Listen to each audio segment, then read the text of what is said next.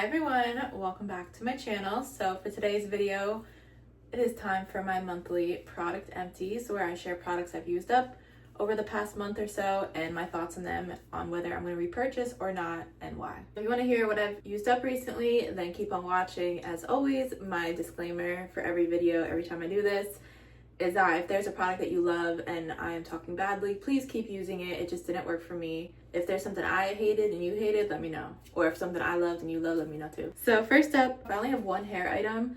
This I think was the last root to end product that I had. I used the shampoo, the conditioner, hairspray. Then this is their hydrating leave-in conditioner. And I have to say, y'all, this was my first time really trying out leave-in conditioner because I didn't know how it really worked. I thought basically, you leave it in and then you have to go back later and wash it out. So I didn't like that. I thought that's what it was. That's why I never used it. But to my understanding, how I was using it, this has been replacing my mousse. Even see, I haven't used my mousse in a while. It's gotten dusty. I'm kind of on the fence about it because I like it, but for how I like my hair, I definitely prefer mousse. And I just wanted to make a quick note too that I know obviously I could use mousse along with the leave-in conditioner, but the whole point was to kind of use one or the other. But it was a good alternative to taking a break from my mousse. I would just use this after I get out the shower, spray this in my hair, brush it out, and then I would go in with my usual hairsprays. And I normally let my hair dry in a bun, which I know probably isn't good. Later on when I would take my hair down, I would always have to go back in with more hairspray because I will agree it does leave your hair silky and smooth.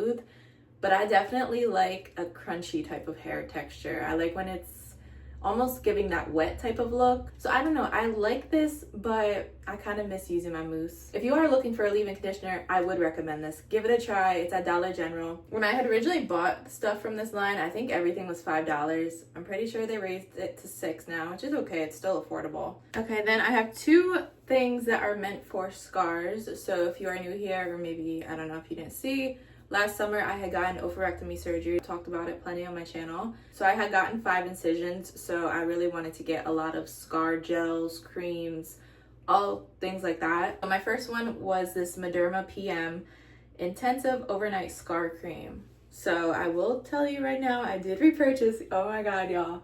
The day has finally come. It's only taken like 20 of these product empty videos. I repurchased something, y'all. Make sure you write down the date, the time that this happened, because I couldn't believe it. It is empty. There's just air in it.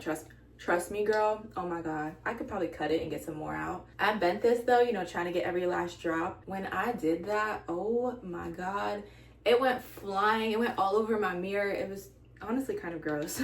You best believe I used it off the mirror though. For best results, you can use this as soon as your wound is closed and apply it evenly at night. 8 weeks on new scars and 3 to 6 months on old scars. I can't really give a definite result or opinion on how well this worked. It worked good enough that I wanted to keep trying it. But the problem with my scars was that I had glue and then I just was kind of nervous to really use stuff on it right away. The glue was staying on just for so long. When it finally peeled off, I still was just kind of nervous. I didn't want to touch my scars. I didn't want to really do anything. I kind of wish I would have started using stuff sooner. I didn't wait, 3 months or anything. I started doing it once I felt comfortable, but I was putting this on every single night. I feel like scars are very weird because I had a forehead scar and I got a bruise over here. But some days it's so weird. I'm sure there's an explanation for why scars do this, or maybe there's not. Some days they can look completely faded, you don't even see them, and then other days they're just very noticeable. And I notice it happens a lot on my forehead. I don't really think it's too noticeable today, but other days it's discolored and I'm just like, okay. And I feel like that's how my scars are also on my stomach. Some days they almost look so faded, and then other days they are, I don't want to say red, but kind of pink looking. Some days they're kind of brown. It just depends on the day. I don't know why. They got a mind of their own. Anyways, though, I did like how this would be looking come the morning. I feel like my scars would look lighter in the morning after using this overnight. Repurchased. This isn't technically meant for scars, but this was something I had seen on TikTok that people were recommending for scars. This is from La Roche-Posay. This is the Cicaplast Balm B5. I feel like I talked about this before, so for some reason. So it's really a soothing, therapeutic, multi-purpose cream. It protects and helps relieve chapped, cracked skin. This is what it looks like. I'm not gonna repurchase this. I'm not gonna say it was bad, but I did notice that when I would be applying this, after a while, it would kind of leave this white cast And I felt like sometimes it was making like the skin around my scar and like the scars almost appear white, which might sound good, but I don't want them to be white. I want them to be faded. So for that reason, I just didn't really like how it worked for me for that, but maybe for the other reasons that it's probably meant for, then maybe. You know, it has like this white consistency, and I feel like this is how like it fades them, but makes them white too. I'm just gonna pass on this. I lost the cap for this, but we don't really need it. This is the e.l.f. Tinder collab from a couple months ago. This was the All Slick No Ick face primer. This was definitely a milky type of primer, if you know what I'm talking about. It was very like milky, white, goopy. I didn't really care for it. I definitely prefer a mattifying primer. This one just kind of made my face look a little bit too shiny. And obviously you can set things with powders and stuff like that, which I always do regardless. But I like to start off with a nice mattified base. It was okay. And honestly, I don't even like talking about products like this because I don't even think this is available anymore. So it's kind of good that I didn't like it because I probably wouldn't even be able to buy it again. So I won't be repurchasing that. Another product from e.l.f. This is the Squeeze Me Lip Balm in Watermelon. I really like this. This was a 2-pack. I'm using the other one. I think maybe I'll just say right now I don't like it. So this one I really liked. I liked the flavor. It was good. It gave you a little bit of a tint on your lips. If they just sell this by itself and not in the 2-pack, I would repurchase this because I did like it. It wasn't obviously like a lip gloss, but it was a little bit thicker than a regular lip balm, you know, that might just kind of give you a sheen on your lips. This was a little bit more. Repurchase eventually. I'm not going to do it right now because I have so many lip products I need to get rid of, but at some point. Next, I have from Ioni. This is the Crystal Lip Gloss. This is from Dollar Tree. I think this is honestly one of the first times possibly I've actually bought anything from the Ioni line. For a while, the main products they had were fake eyelashes, and I don't ever wear them. But one thing about me, I love a clear lip gloss, so this was ideally perfect. My only thing I did not like, y'all, was that this leaked so bad. I don't know why it looks so bloated, like it's just full of air.